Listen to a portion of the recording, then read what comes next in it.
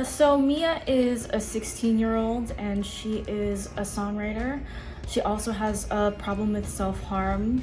It's kind of, those two things are both a positive and negative outlet for all of her negative emotion. One is sort of more self-destructive than the other, but she also gets bullied for appearance and for what she likes to do, which is write songs. I think I was always sort of a creative kid, and I did sort of grow up with a weight problem as well, and I struggled with my appearance because I feel like I never really fit the general, American view of what pretty is. So I feel like I relate to Mia a lot in that sense. And I do think that even though she's seeking a lot of external validation and she cares a lot about how she looks, she does have a very individual sense of style and way of carrying herself. It just doesn't really make a lot of sense to other people, and people don't quite understand her, and she doesn't know how to deal with that yet. And I definitely related a lot to that. Aside from the fact that it shows 4 people going through their own individual struggles with bullying, I do think it's interesting to see the interplay between choice, the world, and self-esteem, because those are all real things that we deal with in life, but we never get to see them physically have discourse and play with each other, get mad at each other. It's just little things that go on in our head. Already what I'm taking away from the show is kind of seeing my growth from where I was as a teenager. Super vulnerable, not a lot of good coping mechanisms and skills to work with. Seeing the growth from there to where I am now. Actually, I've been studying music for a very long time. I begrudgingly took piano lessons in place of guitar when I was really young, and I'm actually playing piano in this show, and it's perfect for this character. I have never played piano live in the context of like me accompanying myself, but I am excited because quarantine was a lot of me just sitting at home really depressed, playing piano alone and accompanying myself and crying and doing all the cool things that me is gonna do in the show. So that's all so excited. I really feel prepared for this.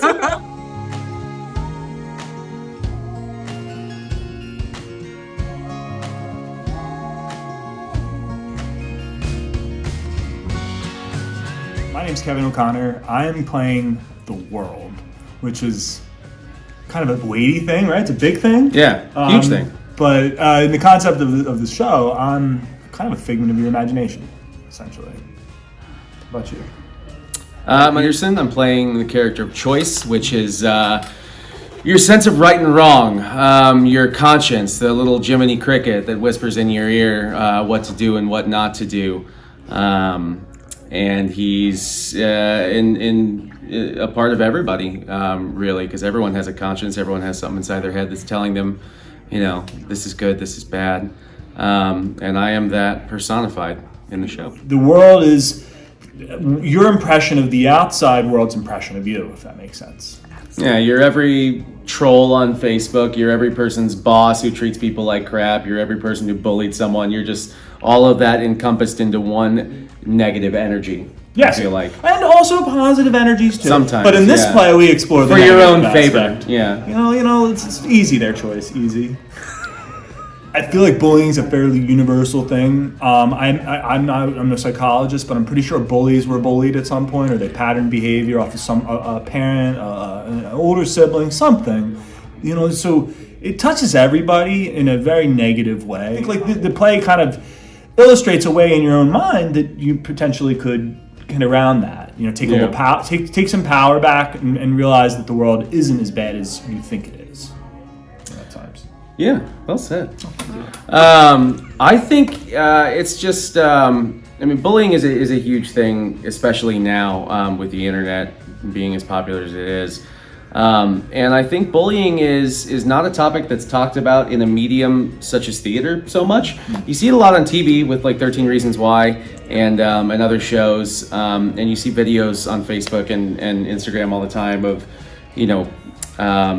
little setup scenarios where people stop someone from bullying and stuff like that. But I don't think theater is a medium that the subject of bullying is talked about a lot. So I think it's very important to reach that type of audience, people that come to see theater, and get them started in a conversation, that maybe they wouldn't have had before. So, learning how to untangle your mental wires, like getting yourself out of a bad pattern of thinking, taking charge of your destiny, and being not feeling like the world doesn't want you.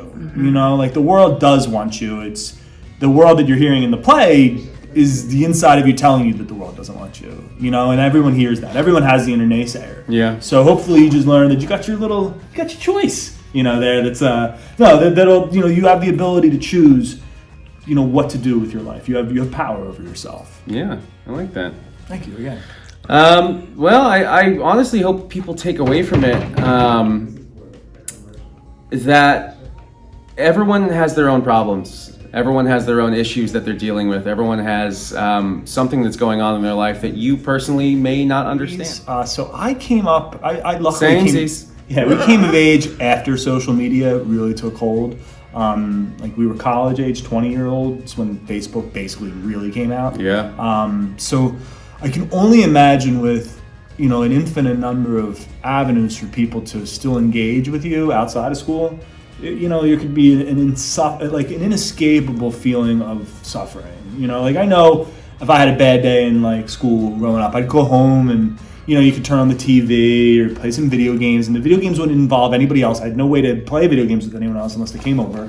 So it's just so many avenues to get bullied now outside of school all the time, in all your escapes, So I just think, man, kids today they have it tougher in a unique fashion. It's important to talk about it to people at a young age, because as much as it is talked about on the internet and you hear stuff about it, pretty much from everywhere, it's still happening all over the place, and it's sad. It's sad to see kids being treated like this, and kids, very young kids, leaving this world because they can't deal with the pressure of being put down and belittled at such a young age.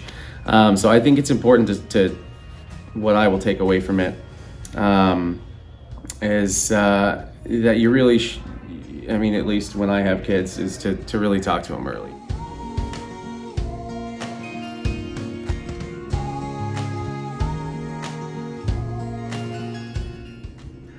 My name is Hal Berry. I'm the director for the play Choice.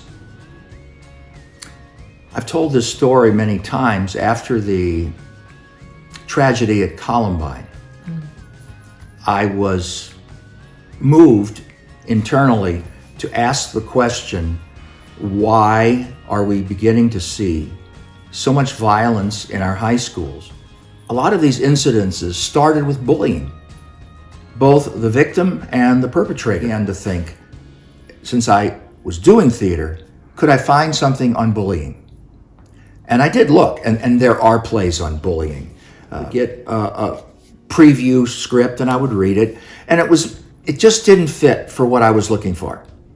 And then, because I'm the CEO of the American History Theater and one of the founders with Amber Robinson, I just wanted to chuck it, meaning say the heck with it. The heck with going through these royalty houses. Can I find somebody to write us our own play? And I walked into a restaurant, 7 years ago.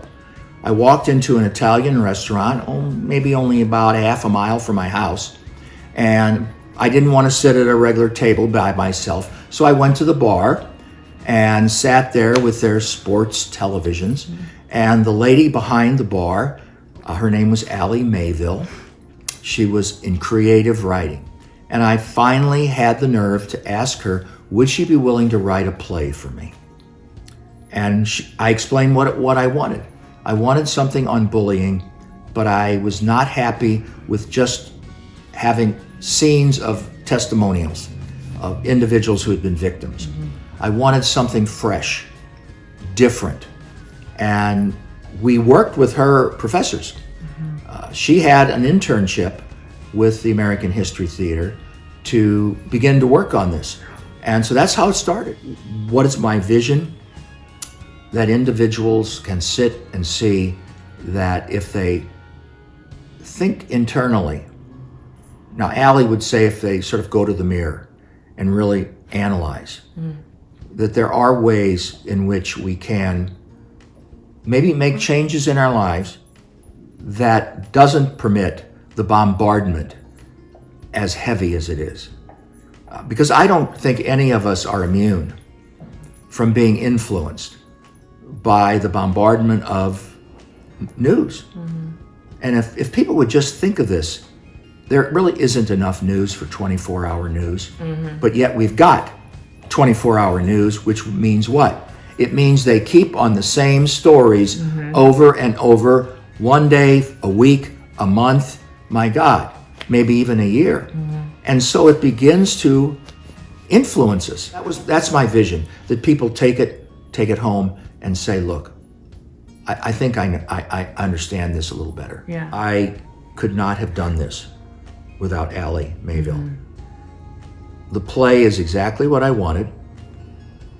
The play answers the essential question, which is the questions are not easily answered. There's no panacea coming out of this play. In fact, it's a play to provide more questions rather than solutions. In order to pull this off, you need a great cast. But when you've got a cast as talented as ours, it makes your job so much easier. So those are the two last things. It's a tribute to Alli. God bless her with all she's done to help me, and the play, and the cast who has provided so many ideas that are now part of the play.